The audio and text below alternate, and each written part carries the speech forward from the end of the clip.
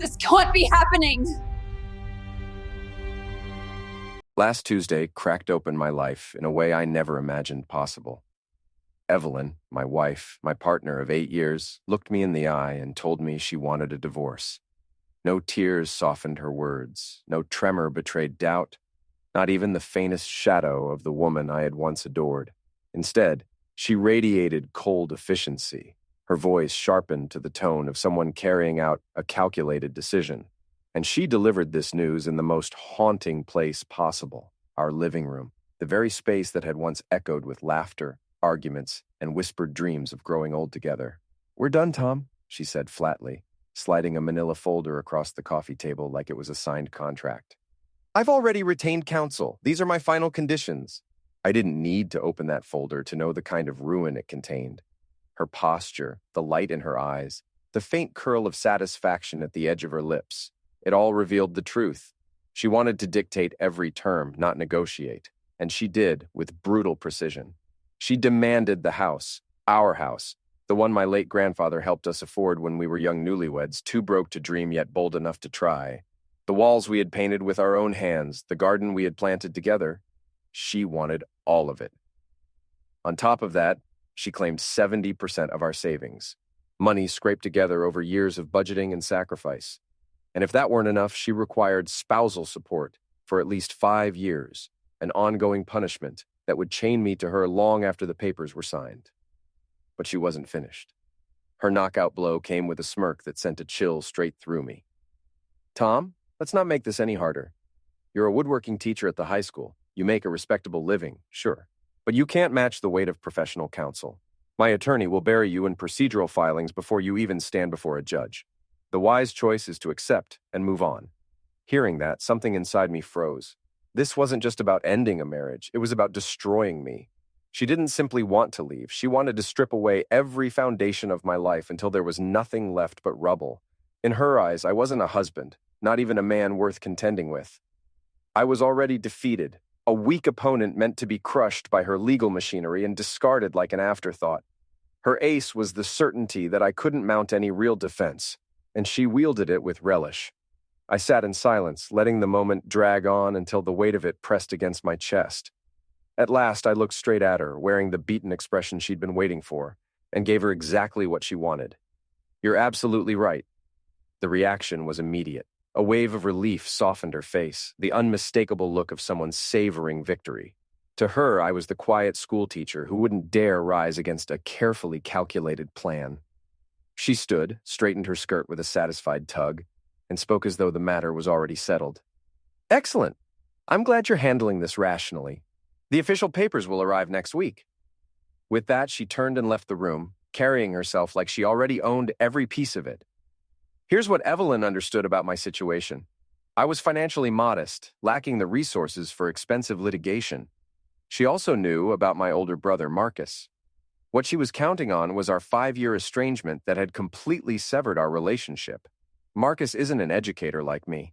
Marcus is an apex hunter in expensive suits, arguably the most ruthless and costly divorce lawyer in our entire state.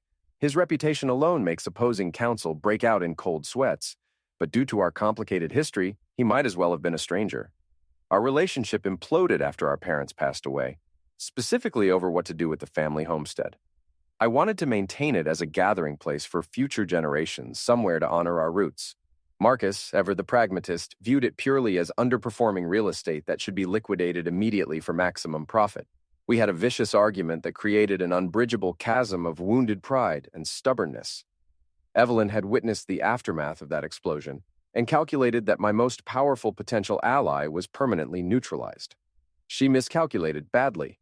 The first 3 days after her announcement were the darkest of my adult life. Her assessment was brutally accurate. I couldn't match her legal firepower. The prospect of losing my home, my savings, everything I'd worked decades to build felt like drowning. But on the 4th day, I reached absolute bottom, and that's when clarity finally emerged. I forced myself to swallow every particle of the pride that had cost me my brother's presence for 5 long years. My hands were literally trembling as I located his private cell phone number and dialed. I expected voicemail or maybe a cold assistant, but after just 2 rings, that familiar deep voice answered directly. "This is Marcus." Marcus, it's your brother Tom, I managed to say, my voice sounding foreign and weak to my own ears. The silence stretched so long I thought he might disconnect. Finally, Tommy? Jesus, what's happened? Everything came pouring out in a torrent. Evelyn's calculated demands, her attorney's reputation, her complete emotional detachment from our marriage's end. Most importantly, I repeated her final contemptuous taunt about my inability to afford proper legal counsel. Another lengthy pause filled the phone line between us. When Marcus finally responded, his tone had completely transformed. The initial surprise was gone, replaced by something I hadn't heard in half a decade. The protective fury of an older brother whose family had been threatened. His voice carried the edge of sharpened steel. "She actually said that to you?" he asked, each word precisely enunciated and dangerously quiet. I confirmed her exact words. "Understood. What date is your initial hearing scheduled?" "Next Tuesday morning at the downtown courthouse," I told him. "Consider my calendar cleared," he stated with finality. "From this moment forward, don't communicate with her directly. Don't speak to her legal representation. Don't sign any documents whatsoever. Simply appear on Tuesday morning. I'll be waiting for you there." The call ended. I sat in my kitchen, heart pounding with equal parts terror and desperate hope. Evelyn believed she had completely disarmed me, removed every weapon from my arsenal. She had no comprehension that she'd just provided me with nuclear capabilities. She was about to receive a comprehensive education about the true meaning of family loyalty. That preliminary hearing fell on a miserable, rain-soaked Tuesday that seemed appropriately grim. I entered the courthouse completely alone, wearing my single good suit typically reserved for weddings and funeral services. Today felt like both simultaneously. The designated courtroom was sterile and intimidating, filled with the scent of aged paperwork and human anxiety. Evelyn had arrived early and positioned herself at the plaintiff's table. She looked absolutely stunning in a tailored navy blue power suit, her hair professionally styled to perfection. Everything about her radiated confidence, smugness, and corporate domination. Beside her sat her legal representation, a man in his 50s whose face seemed permanently fixed in a self-satisfied smirk. They were sharing quiet laughter as I walked in, probably discussing how quickly they'd dismantle my pathetic defense. When Evelyn noticed my entrance, her smile flickered momentarily before settling into an expression of condescending pity. I probably wasn't displaying the level of brokenness she'd anticipated. I met her gaze with complete neutrality and walked to the defendant's table, setting down my worn briefcase and waiting silently. Her lawyer approached with obvious condescension dripping from every word. "Mr. Miller, I'm grateful you decided to attend today. I trust you've had sufficient time to review my client's extremely fair proposal. If you're prepared to execute the documents today, we can conclude this matter efficiently and painlessly." "I'm waiting for my legal counsel," I replied quietly, but clearly. He actually chuckled out loud. "Your legal counsel? That's optimistic. Let's not unnecessarily prolong this situation." He returned to his table with obvious amusement. The bailiff called everyone to order as the judge entered, a stern-looking woman who took her seat and consulted the docket. "Miller versus Miller," she announced officially. "Are both parties present with proper representation?" Evelyn's attorney immediately stood. "Yes, Your Honor. Alan Davis representing plaintiff Mrs. Evelyn Miller." Before I could respond, the courtroom's heavy doors exploded open with a sound like thunder. Every head in the room turned simultaneously to watch my brother Marcus Sterling make his entrance. He wasn't simply wearing a suit. He was armored in what appeared to be woven darkness and pure intimidation. He moved with the lethal grace of a hunting hunter, his premium leather briefcase swinging rhythmically at his side. A wave of recognition and whispered conversations rippled through the courtroom as other legal professionals immediately identified him. His reputation preceded him like a storm front. Marcus's focus was laser-focused on me as he walked directly to my table. He placed a reassuring hand on my shoulder and squeezed gently before taking the seat beside me. His briefcase landed on the table with a solid, definitive sound that echoed through the now silent courtroom like a judge's gavel. I glanced toward Evelyn. Her expression of smug superiority had been completely obliterated, replaced by a mask of absolute horror and disbelief. Her mouth hung open, her eyes wide with shock. She looked like she was witnessing her own execution. Her attorney appeared even worse, all color drained from his face, his trademark smirk replaced by raw, undiluted terror. He knew exactly who had just entered his courtroom. Marcus leaned toward me, ignoring everyone else in the courtroom completely. "Apologies for the delay, little brother," he whispered. with just a hint of that carnivory smile I remembered from childhood when he'd protected me from bullies. Traffic was absolutely hellish this morning, but I wouldn't miss this for anything in the world. Then he straightened to full attention, his entire demeanor shifting to pure business mode like flipping a switch. He addressed the judge directly with a commanding voice that filled every corner of the room and seemed to make the very walls vibrate with authority. "Marcus Sterling, Your Honor. I'm representing the defendant, Mr. Thomas Miller." The judge's eyebrows shot up noticeably. Everyone in the legal community knew that name and what it represented. Marcus then turned his attention slowly and deliberately toward Evelyn and her now trembling legal counsel. He studied them both with the calculating gaze of an apex hunter selecting its prey, then delivered a cold, razor-sharp smile.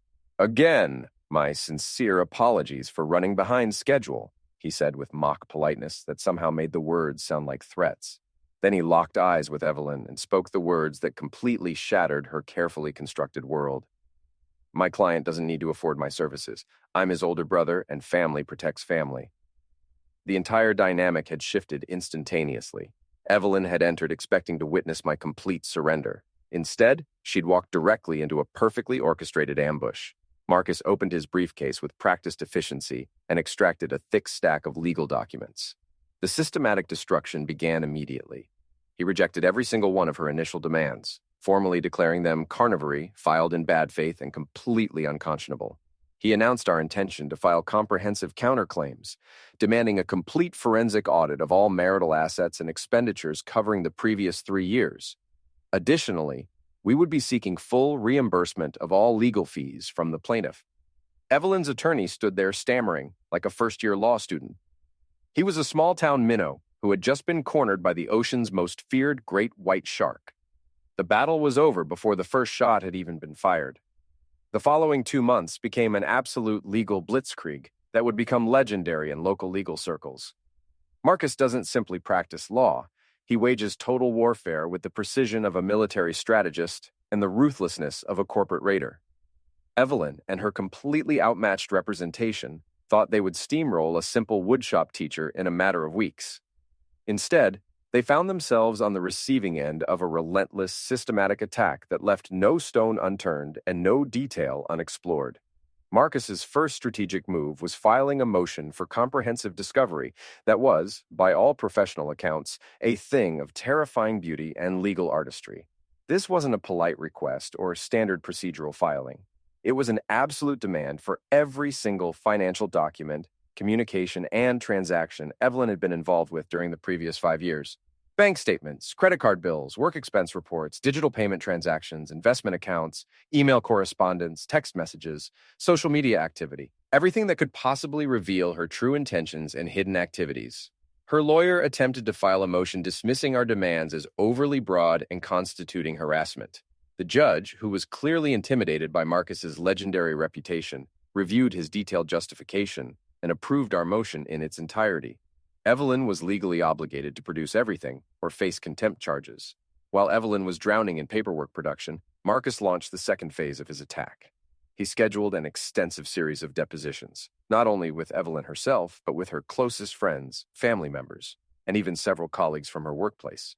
His strategy was applying pressure from every possible angle until the truth was finally squeezed out like water from a stone.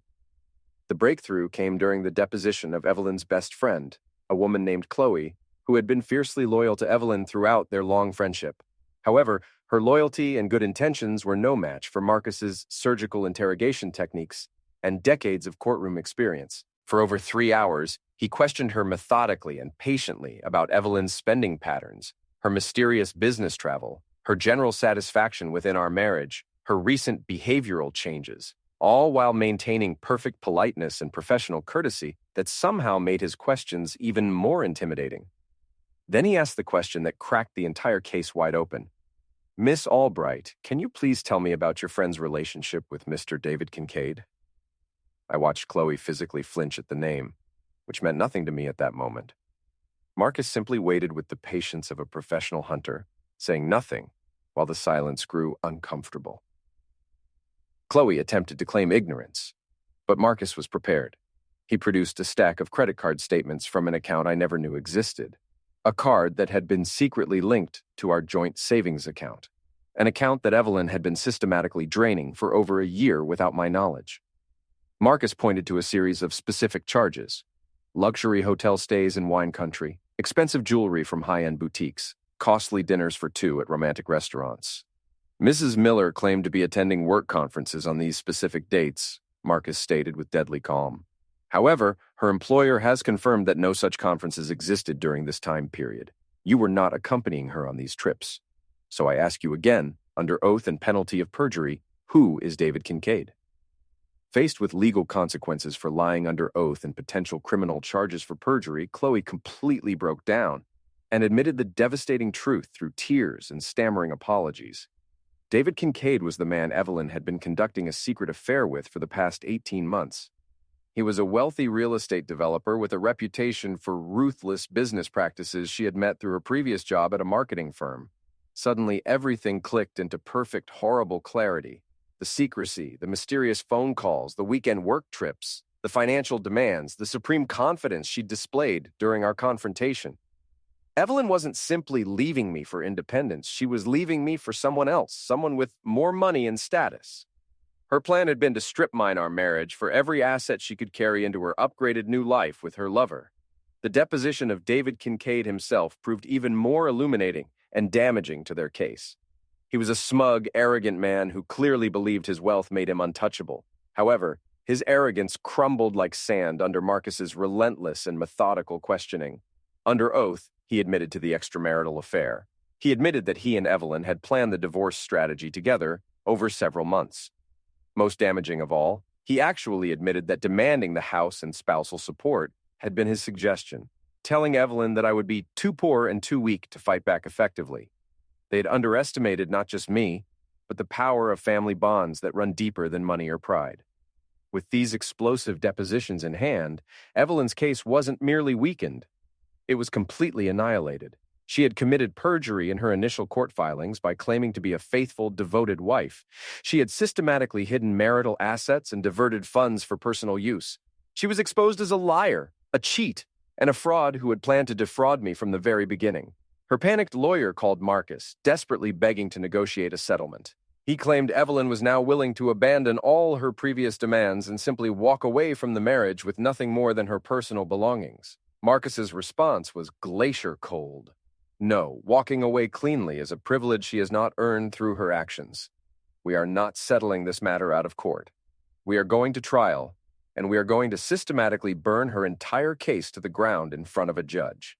6 months after first walking into that courtroom as a man convinced he had lost everything that mattered, I can definitively say I was completely wrong in my assessment. I hadn't lost anything of true value. Instead, I had gained back everything that actually mattered.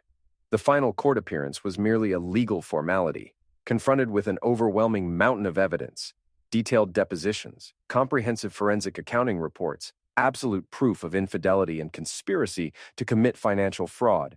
Evelyn had no choice but to surrender completely and unconditionally.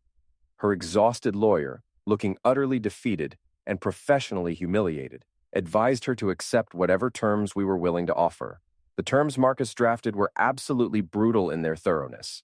Evelyn was forced to relinquish any and all claims to our house. Her demands for spousal support were dismissed with prejudice by the court.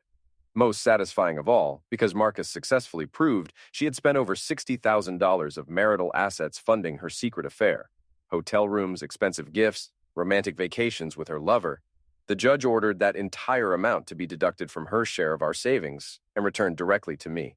She walked away from our 8-year marriage with a tiny fraction of her original outrageous demands, a mountain of her own legal bills that would take years to pay off, and the complete public humiliation of having her sordid scheme exposed in open court for everyone to witness. The social fallout in her personal life proved equally devastating. Her lover, David Kincaid, faced with potential legal and social consequences for his role in the fraud, immediately abandoned her. He was attracted to winners, and Evelyn had just suffered a spectacular public defeat. Her circle of friends, many of whom had been forced to testify about her lies under oath, began distancing themselves from the scandal. In one fell swoop, she lost her husband, her home, her savings, her boyfriend, and her reputation, all because she fundamentally underestimated the quiet man she had married and the family bonds that connected him to real power. But the most important part of this entire story isn't Evelyn's spectacular downfall, or even my legal victory. It's what happened between Marcus and me in the aftermath. Several weeks after the divorce was legally finalized and all the paperwork was completed, Marcus called me with an unexpected request that would change everything. "Meet me at the old house this weekend. There's something we need to discuss." I drove out to our parents' home, the same property that had been the source of our bitter 5-year estrangement. I found him sitting on the front porch steps, just looking out at the yard where we'd played as children. We didn't discuss the legal case or Evelyn's spectacular failure.